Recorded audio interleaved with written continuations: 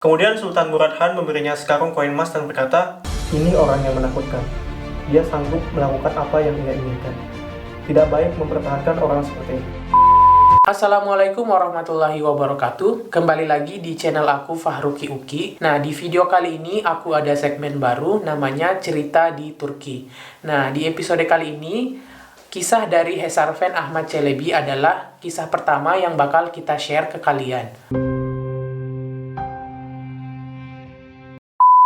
Hezarfen Ahmad Çelebi yang lahir di tahun 1609 adalah ilmuwan muslim di era Kesultanan Ottoman yang melakukan penerbangan menggunakan sayap artifisial atau sayap buatan dalam sejarah penerbangan. Nah, dalam penerbangan menggunakan sayap artifisial ini yang dilakukan oleh Hezarfen Ahmad Çelebi di tahun 1638 di zaman pemerintahan Sultan Murad Khan atau Murad IV. Diawali dari Galata Tower yang berada di dekat Selat Bosporus di ketinggian sekitar 183 kaki dan mendarat dengan mulus di Üsküdar di sisi lain. Nah, bagaimana kisahnya?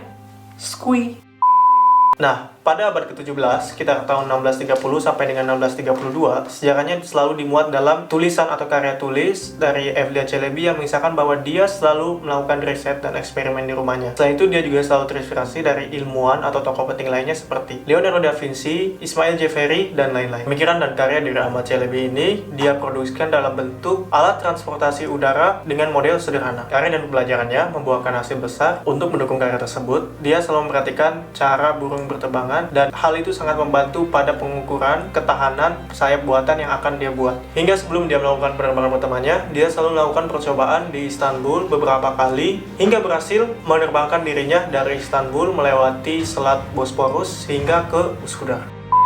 Pertama, ia terbang di atas mimbar Ok Meydanı sebanyak 8-9 kali menggunakan sayap elang. Nah, Galata sendiri terletak 61 meter di atas permukaan laut, di mana puncak kubahnya sekitar 66 meter di atas permukaan tanah dan 127 km di atas permukaan laut. Dan juga jarak antara Galata Tower dengan alun-alun sejauh 2 mil. Kayak gini nih detail kondisi lapangan. Jadi, kalau pada tahun 1903 ada Wright bersaudara yang berhasil menerbangkan pesawat selama 7 detik setinggi 12 kaki di atas tanah, di tahun 1630 sudah ada Ahmad Çelebi atau Hezarfen Ahmad Çelebi yang melakukan terbang layang sejauh 2 mil dari sisi Eropa Istanbul ke sisi Asia.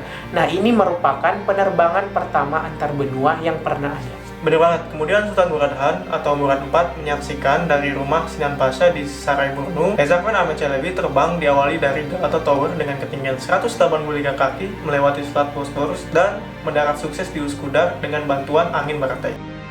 Kemudian Sultan Murad Khan memberinya sekarung koin emas dan berkata, "Ini orang yang menakutkan. Dia sanggup melakukan apa yang ia inginkan. Tidak baik mempertahankan orang seperti ini." Setelah itu, Sultan mengasingkannya ke Aljazair. 2 tahun setelah penerbangan, Hezarfen Ahmad Çelebi meninggal di pengasingan. Yap, itulah tadi sepenggal cerita dari Hezarfen Ahmad Çelebi yang lahir di tahun 1609 dan mengakhiri kisah hidupnya di tahun 1640. Belajar dari kisah ini, kita bisa tahu kalau sesuatu yang besar dimulai dari langkah yang kecil. Dan untuk memulai sesuatu yang baru, diperlukan keberanian yang besar. Jadi, cerita ini kami sampaikan dari apa yang beredar di Turki dan juga beberapa referensi lainnya.